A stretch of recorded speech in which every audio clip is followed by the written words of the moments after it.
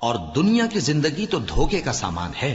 اے اہل ایمان، تمہارے مال و جان میں تمہاری آزمائش ضرور کی جائے گی، اور تم اہل کتاب سے اور ان لوگوں سے جو مشرک ہیں بہت سی ایذا کی باتیں سنو گے، تو اگر صبر اور پرہیزگاری کرتے رہو گے تو یہ بڑی ہمت کے کام ہیں۔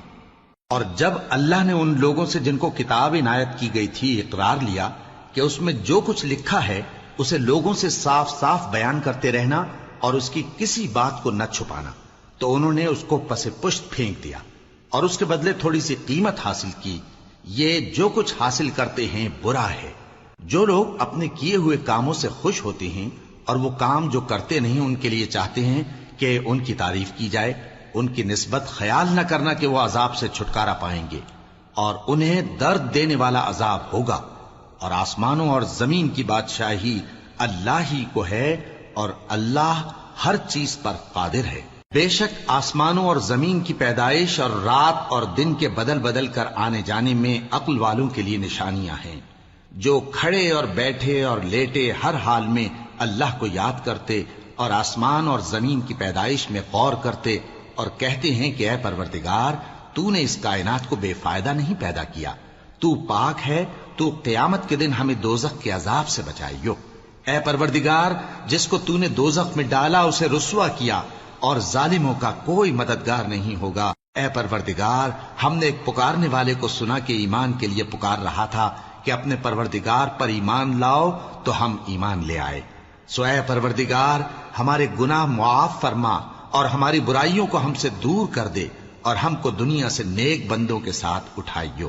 اے پروردگار، تو نے جن جن چیزوں کے ہم سے اپنے پیغمبروں کے واسطے سے وعدے کیے ہیں وہ ہمیں عطا فرما، اور قیامت کے دن ہمیں رسوا نہ کیجیو۔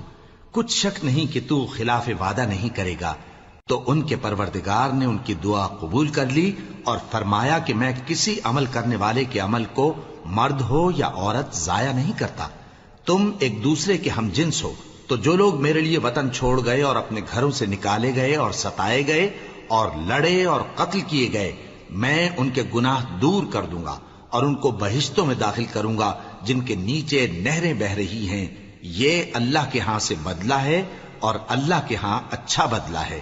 اے پیغمبر، کافروں کا شہروں میں ٹھاٹ سے گھومنا تمہیں دھوکہ نہ دے۔ یہ دنیا کا تھوڑا سا فائدہ ہے، پھر آخرت میں تو ان کا ٹھکانہ دوزخ ہے، اور وہ بری جگہ ہے۔